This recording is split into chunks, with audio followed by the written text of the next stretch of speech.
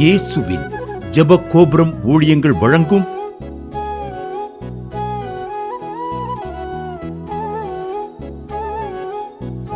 நம்பிக்கையிலே சந்தோஷமாயிருங்கள்.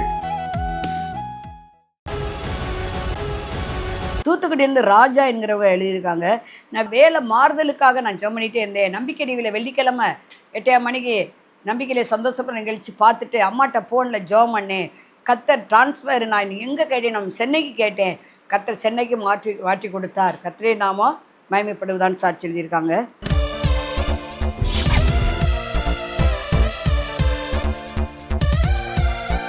இந்நிகழ்ச்சியை பார்க்கிற யாவருக்கும் இயேசுவின் நாமத்தினால இனிய வாழ்த்துக்களை தெரிவித்துக் கொள்கிறேன். செய்திக்கு நேராக கடந்து செல்வோமா? 2 கொரிந்தியர் 2வது அதிகாரம் 15வது வசனம். ரட்சிக்கப்படுகிறவர்களுக்குள்ளேயும் கெட்டு போகிறவர்களுக்குள்ளேயும் நாங்கள் தேவனுக்கு கிறிஸ்துவின் நற்கந்தமாயிருக்கிறோம். இன்னைக்கு தேவ பிள்ளைகளாகிய நம்மளை ஆண்டவர் வேதத்தில் நமக்கு எப்படி கொடுக்குறாங்கன்னா, அப்பா சொல்கிற வார்த்தை, அப்பா நீங்கள்லாம் எனக்குள்ள நற்கந்தமாக இருக்கிறீங்கப்பா. இன்னைக்கு தேவ பிள்ளைங்க எப்படி இருக்கணுமா? நற்கந்தமாக இருக்கணுமா? நற்கந்தம்னா இது ஒரு வாசனை உள்ளது. நீங்களும் நானும் வாசனையை வெளிப்படுத்தக்கூடியவர்களாய் காணப்படணும். நல்லா கவனிங்க. தேவ பிள்ளைகளுடைய வாழ்க்கை ஒரு வாசனையுள்ள வாழ்க்கையாய் காணப்படணும். இதைத்தான் வேதம் நமக்கு கூறுகிறது. நீங்கள் கிறிஸ்துவின் நற்கந்தமாய் இருக்கிறீர்கள். நீங்களும் நானும் நற்கந்தமாய் இருக்கணும்னு அப்பா விரும்புகிறார். தொடர்ந்து சொல்கிறார். நற்கந்தமானது எப்படிப்பட்டது தெரியுமா? இந்த நற்கந்தமானது வாசனை உள்ளது. வாசனை உள்ளது. அந்த ஸ்மெல்லுக்கு பார்த்தீங்கன்னா, அந்த ஸ்மெல் எல்லாராலும் விரும்பப்படத்தக்க ஒரு ஸ்மெல்லாக இருக்கும். வாசனை. நல்லா கவனிங்க. தேவ மனுஷனாகிய யாக்கோபு நல்ல வாசனையுள்ளவராய் காணப்பட்டார். தன்னுடைய மகளினுடைய காரியத்து நிமித்தம் தாம் பிள்ளைங்கள் எடுத்துக்கொண்ட அந்த தவறான முடிவுகளை பார்த்து யாக்கோபு சொல்லுகிற வார்த்தை என்ன தெரியுமா? எப்பா, என் பிள்ளைகளை நீங்கள்லாம் என்னுடைய வாசனையை நீங்கள் கெட்டு போக பண்ணீங்கப்பா, வாசனையை கெடுத்து போட்டீங்கப்பான்னு சொன்னார். நல்லா கவனிங்க. தேவ பிள்ளைகளுக்குள்ள இருந்து ஒரு வாசனை, நற்கந்தமான வாசனை வெளிப்படணும். இந்த வாசனை அநேகர் விரும்பத்தக்கதாய் காணப்படணுங்க. உங்களுடைய சுபாவம், உங்களுடைய செயல்கள், உங்களுடைய கிரியைகள் எல்லாம் ஒரு நற்கந்தத்தை போன்றதுங்க. இது வாசனை உள்ளது. இந்த நற்கந்தம் என்பது இன்னொரு காரியம் இருக்கு. இந்த நற்கந்தம் என்பது எரியும் தன்மை கொண்டது. அதனாலதான் பாருங்க, ஆதியாகமத்தில் நம்ம வாசித்தமான ஆதியாகமம் 8வது அதிகாரம் 20வது வசனம் 21வது வசனத்தை வாசித்தோம்னா, நோவாவை குறித்து நம்ம வாசிக்கிறோம். நோவா என்ன செய்தார்னா, பேழையிலிருந்து வெளியேறின உடனே சுகந்த வாசனையாக ஆண்டவருக்கு தகன பலி செலுத்தும் போது அந்த சுகந்த வாசனையை கர்த்தர் நுகர்ந்தாருன்னு நம்ம வேதத்துல பார்க்கிறோம். இந்த நற்கந்தத்திலிருந்து ஒரு சுகந்த வாசனை வெளிப்படணும். நல்லா கவனிங்க. தேவ பிள்ளைங்களுடைய வாழ்க்கையில ஒவ்வொரு நாளும் அப்பாவோடு உறவாடுகிற வாழ்க்கை வேணும். அதிகமாக செபிக்கிற வாழ்க்கை வேணும். நீங்க ஆண்டவருக்கு நன்றி பலி செலுத்த செலுத்த செலுத்த இந்த பலியானது சுகந்த வாசனையா ஆண்டவர் சமூகத்துக்கு போகுங்க. வேதம் கூறுகிறது, நீங்களும் நான் நற்கந்தம். நற்கந்தத்தில் இருந்து வாசனை வெளிப்படும். நற்கந்தம் ஒரு எரியும் தன்மை உள்ளது. அதனாலதான் ஏசாயா தீர்க்கதரிசி சொல்கிறார், எரிந்து பிரகாசி, உன் ஒளி வந்தது, கர்த்தருடைய மகிமை உன்மேல் உதித்தது. இன்னைக்கு தேவ பிள்ளைங்க ஒரு நற்கந்தமாய் இருக்க ஆரம்பிச்சோமானா ஒவ்வொரு நாளும் நம்ம எரிந்து பிரகாசிக்க ஆரம்பிச்சோங்க. கவனிங்க. இன்னொரு காரியம், இந்த நற்கந்த வாசனைக்கு, இந்த வாசனை கவர்ந்து இழுக்கக்கூடியது.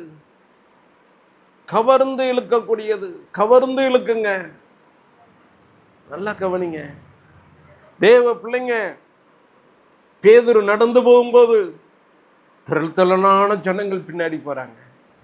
இயேசுசாமியினுடைய வாழ்க்கையை நம்ம பார்த்தோமானா மத்தேயு 5வது அதிகாரம் 1 வசனத்துல நம்ம பார்க்கிறோம், திரளான ஜனங்கள் இயேசுப்பாவுடைய வார்த்தை கேட்கும்படி அவருக்கு பின்னாடியே போறாங்க. அதே மாதிரி லூக்கா 5வது அதிகாரம் 1வது வசனத்தை பார்த்தோமானா, பின்பு அவர் கெனசரேத்து கடல் அருகே நின்ற போது திரளான ஜனங்கள் தேவ வசனத்தை கேட்கும்படி அவரிடத்தில் நெருங்கினார்கள். நல்லா கவனிங்க. நம்மிடத்துல இருந்து நற்கந்தமான வாசனை வெளிப்பட வேண்டுமானா உள்ள இருந்து வேத வசனங்கள் ஜீவனுள்ளதாய் அது வெளிவரணுங்க. வெளிவரணும். நல்லா கவனிங்க. தமிழ்ல ஒரு பழமொழி உண்டு, ஏட்டு சுரக்காய் கறிக்கு உதவாது.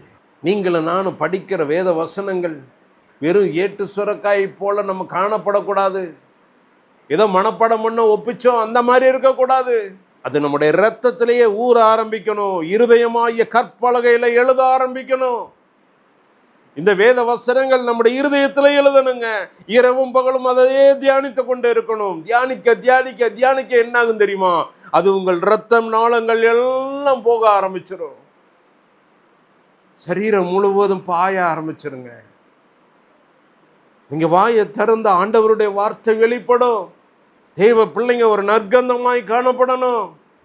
ஒவ்வொரு நாளும் சுகந்த வாசனையான பலிகள் வெளிப்படணும். இது அநேகரை கவர்ந்து இழுக்கக்கூடியதா காணப்படணுங்க. நல்ல கவனிங்க. ஏசப்பா பின்னாடி அவ்வளவு திரளான ஜனங்கள் போனாங்களே, எதுக்காக போனாங்க? ஆசீர்வாதத்தை தேடி ஓடலைங்க. வெறும் சுகத்தை தேடி ஓடல.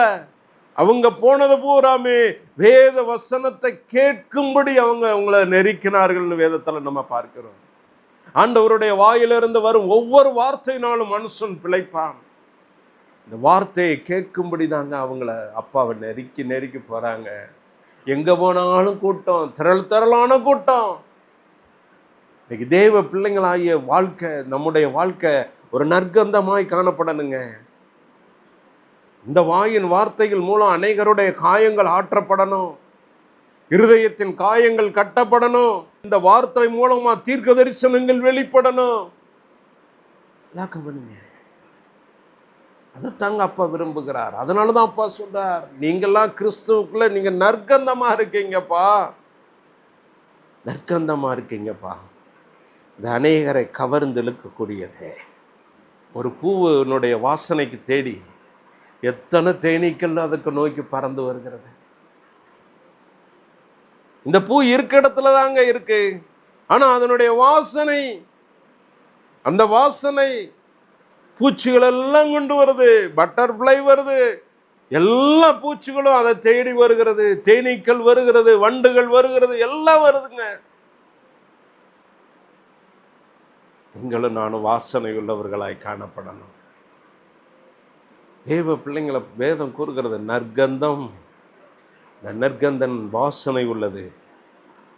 இது ஒவ்வொரு நாளும் பலி செலுத்தக்கூடியதாய், எரிந்து பிரகாசிக்கக்கூடியதாய் காணப்படணும். இந்த நற்கந்தம் கவர்ந்து இழுக்கக்கூடியதாய் காணப்படணும். இன்னொரு காரியம், 2 கொரிந்தியர் 2வது அதிகாரம் 14வது வசனத்தை நம்ம வாசித்தோமானா, கிறிஸ்துவுக்குள் எப்பொழுதும் எங்களை வெற்றி சிறக்க பண்ணி எல்லா இடங்களிலும் எங்களை கொண்டு அவரை அறிகிற அறிவின் வாசனை வெளிப்படுத்துகிற தேவனுக்கு ஸ்தோத்திரம். நல்ல கவனிங்க. இது அப்பா நமக்கு கற்றுக் கொடுக்கிற பாடம் அதுதான். அப்பா, இந்த நற்கந்தமானது சும்மா இருக்காதுப்பா. ஒவ்வொரு நாளும் கிறிஸ்துவுக்குள்ள இருக்க இருக்க கிறிஸ்துவை அறிகிற அறிவின் வாசனையை வெளிப்படுத்தணும்ப்பா. நல்லா கவனிங்க. நமக்கு நாமே திருப்தி படுறதுனால ஒரு பிரயோஜனமும் இல்லைங்க. கிறிஸ்து நமக்குள்ள இருக்கும்போது அவரை அறிகிற அறிவை வெளிப்படுத்தணுங்க. அந்த வாசனையை வெளிப்படுத்துங்க. இந்த வாசனை வெளியே வரணும். பாருங்க, தேவ பிள்ளையாகிய தானியேலினுடைய நாட்களில், சாத்ராக் மேஷாக் ஆபேத்நேகோ நாட்களில் ராஜாக்களினுடைய கோபம் கடுங்கோபமாய் காணப்பட்டது. நேபுகாத்நேச்சாரினுடைய நாட்களையும் அதே மாதிரி நடந்தது. தரியுனுடைய நாட்களையும் அதே மாதிரி நடந்தது. நேபுகாத்நேச்சாரினுடைய நாட்களில் என்ன நடந்ததுன்னா, ஒரு பெரிய ஒரு விக்கிரக சிலையை உண்டு பண்ணி அதை பணிந்து கொள்ளும்படி சொல்லுகிறாங்க. நல்லா கவனிங்க. தேவ பிள்ளைகளாகிய சாத்ராக் மேஷாக் ஆபேத்நேகோ என்ன செய்தாங்க தெரியுமா? அப்பா, நீங்கள் நிறுத்தின உங்களுடைய சிலை நீங்கள் உங்கள் கையின் கிரியைகளால் உண்டானதுப்பா. ஆனால் நாங்கள் ஆராதிக்கிற தேவன் வானத்தையும் பூமியையும் சகலத்தையும் உண்டாக்கின தெய்வம் அப்படின்னு சொல்லி அவங்க என்ன செஞ்சாங்க தெரியுமா? ராஜா என்ன உத்தரவு போட்டாரோ அத்தனையும் மீறி, அத்தனை தடைகளை மீறி அவங்க ஆண்டவரை மட்டும் பணிந்து கொண்டாருங்க. அதனால என்ன நடந்துச்சு? 7 மடங்கு எரிகிற அக்கினி சூளையில் போடப்பட்டாங்க. அந்த அக்கினி சூளையில் போடப்பட்டாலும் கர்த்தர் அவர்களை விடுவித்தார். அவங்க மேலே எந்த ஒரு அக்கினி ஸ்மெல்லும் வரலங்க. அவங்களுக்குள்ள இருந்த ஒரு வாசனை வெளிப்பட்டது. அது ஒரு நற்கந்தமான வாசனை. இந்த வாசனையை கண்டு ராஜாவே பணிந்து குனிகிறாருங்க. ராஜாவே தாழ விழுந்து வணங்குகிறார் தேவ பிள்ளைகளுக்கு முன்பாக. நல்லா கவனிங்க. இதை போலத்தான் தானியேலுடைய வாழ்க்கையிலேயே நடந்தது. தானியேலுடைய வாழ்க்கையில சிங்க கெபியில போடப்பட்ட போதும் சிங்கங்கள் அவரை சேதப்படுத்தாதபடி சிங்கங்களின் வாய்களை கட்டி போட்டார். இன்னைக்கு தேவ பிள்ளைங்களுக்கு விரோதமாக எத்தனையோ காரியங்கள் எழும்பலாங்க. எத்தனையோ சிங்கம் போன்ற சத்துருக்கள் உங்களுக்கு விரோதமாக எழும்பலாம். உங்களுடைய நற்கந்தம் வெளிப்படட்டுங்க. ஒரு நாள் கெட்ட வாசனை வேண்டாங்க. கெட்ட வாசனை வேண்டாம். ஒரு நற்கந்த வாசனை வெளிப்படட்டும். கெட்டு போகிறவர்களை மனம் திரும்பும்படி அழைக்கிற ஒரு வாசனை வெளிப்படட்டும். ஒரு ஜீவ வாசனை வெளிப்படட்டும். செபிக்கும்படி கண்களை மூடுவோமா? தகப்பனை, நீர் பேசின வார்த்தைகளுக்கு நன்றி சுவாமி. இதை பார்த்து கொண்டிருக்கிற ஒவ்வொருவரையும் நற்கந்தமாய் எடுத்து பயன்படுத்துங்கப்பா. எங்களுக்குள்ள இருந்து ஒருபோதும் கெட்ட வாசனை வரக்கூடாதுப்பா. நல்ல வாசனை வெளிப்படணும். ஜீவ வாசனை வெளிப்படணும். ஒரு நற்கந்தத்தின் வாசனை வெளிப்படணும்ப்பா. இந்த ஒரு கிருபை எங்க எல்லாருக்கும் கொடுங்கப்பா. நீர் அப்படி செய்ய போவதற்காக நன்றி செலுத்துகிறோம். இயேசுவின் நாமத்தில் கெஞ்சி கேட்கிறோம் நல்ல பிதாவே. ஆமேன், ஆமேன், ஆமேன். மாணவர்களே, அதிசய கல்வாரி ஊழியங்கள் மூலம் ஒவ்வொரு மாதமும் தேவனால் எல்லாம் கூடும் பத்திரிகையை நாங்கள் வெளியிடுகிறோம். தேவ சமூக பாடல்கள் DVD, ACD இந்த பாடல்களை நாங்கள் வெளியிடுகிறோம். அதிசய கல்வாரி ஊழியம் இது தீர்க்க தரிசன ஜெப ஊழியமாக நடைபெறுகிறது. இந்த ஊழியங்களுக்காக ஜெபிக்க, காணிக்கையை அனுப்ப தாங்க மறவாதிருங்கள். ஜெபிக்கிற, கொடுக்கிற, உழைக்கிற உங்கள் ஒவ்வொருவரையும் ஆண்டவர் தாமே ஆபிரகாமை ஆசீர்வதித்தது போல சகல விதத்திலும் உங்களை ஆசீர்வதிப்பாராக. ஆமென்.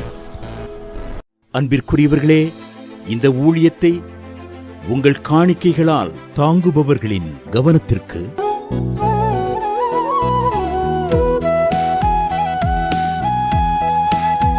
ஜிபே மூலமாகவும் நீங்கள் தாங்கும்படி உங்களை பட்சமாய் கேட்டுக்கொள்கிறோம். எங்களுடைய ஜிபே எண்ணானது 9439308550.